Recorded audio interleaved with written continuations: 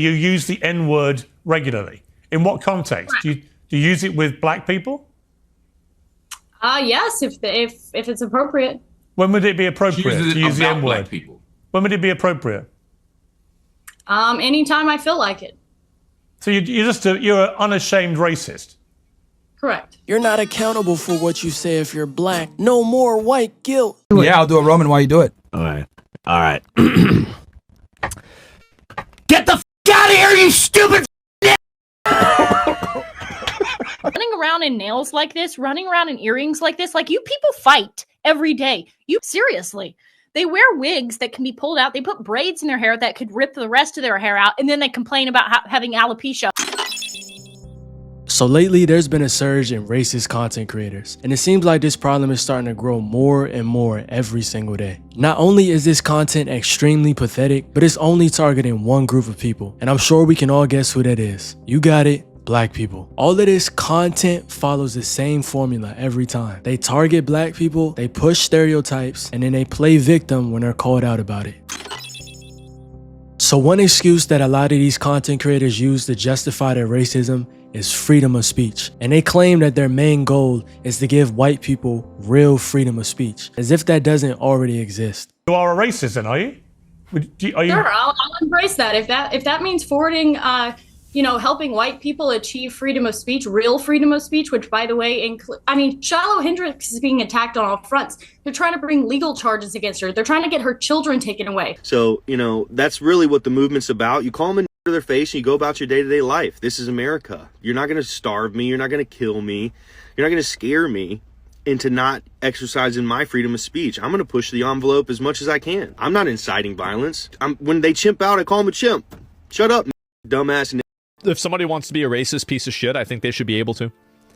You want to go out and say the N-word? Go ahead. Dude, could we all just stop fucking pretending? We don't make these jokes in private. It's like, dude, I'm just someone who's fine with pushing the limits on free speech. White people are every single bit justified in being racist. Every single bit justified, to the extent that that means going out of your way to avoid black people when you see them. When they say that they're fighting for free speech, they're really only fighting for the freedom to be openly racist. If someone paid you $100,000, would you leave America and go back to Africa? Let's say you had like 100 rats in in a cage, and 13 of those rats were causing 60% of the issues in that cage. What should we do with those 13 rats?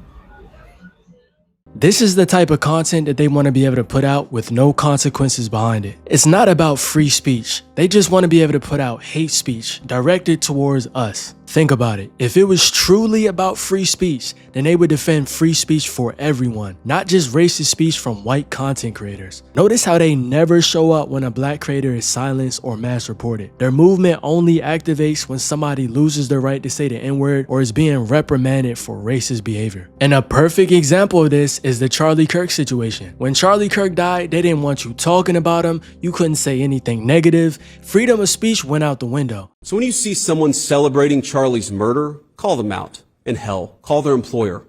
We don't believe in political violence, but we do believe in civility. And there is no civility in the celebration of political assassination. Texas Tech student has been expelled after publicly celebrating Charlie Kirk's death, with video of the incident going viral.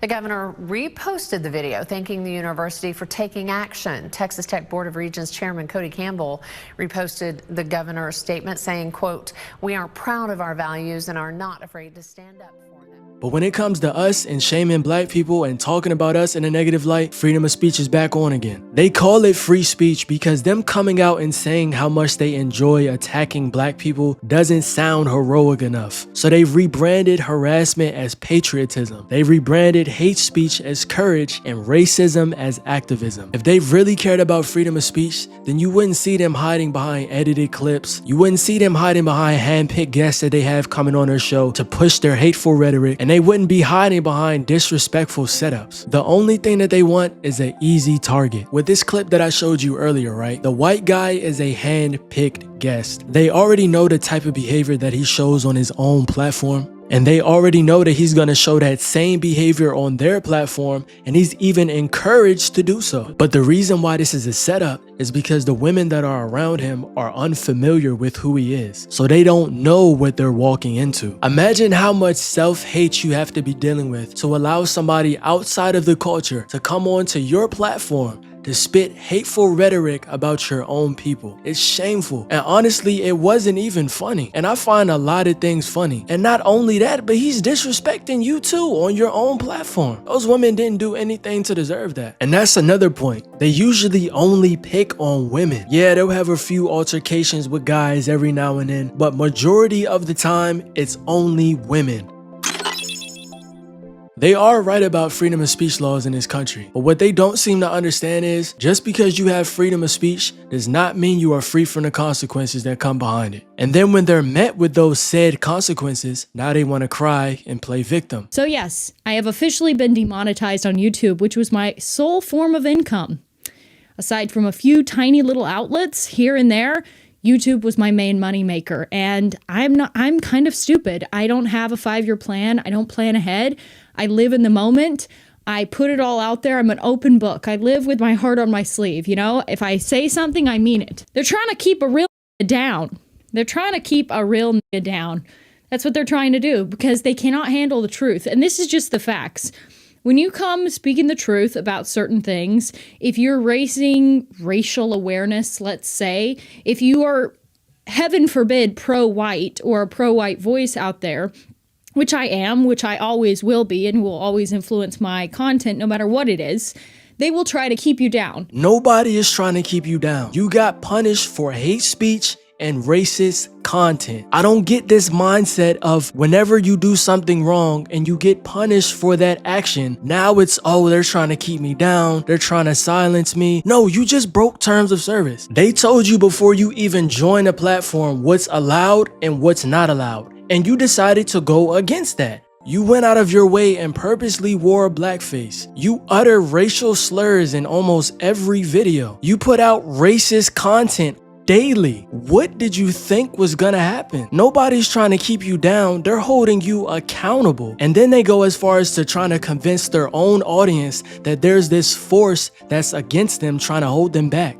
It was all fun and games when you were on Piers Morgan and you were laughing about how racist you were and how you just say the N-word willingly, unprovoked. But now that you're being hit with consequences, it's a problem. And honestly, the only problem here is that YouTube took so long to demonetize your channel. This should have been happened a long time ago. We just happen to be talking about it. We're just not lying. We're just telling the truth. No, you're not telling the truth. You're not telling the truth about anything. This is pure manipulation and delusion, because I guarantee the next step is to request support from her fan base. You didn't follow the rules, and now you want your supporters to come bail you out. And that right there is white privilege at its finest. Whether it's the press writing articles on us, videos getting taken down that other channels are not getting taken down and it's the same exact content or whatever it may be, Rumble getting hit, right, for free speech, video, like just get strikes, whatever it may be.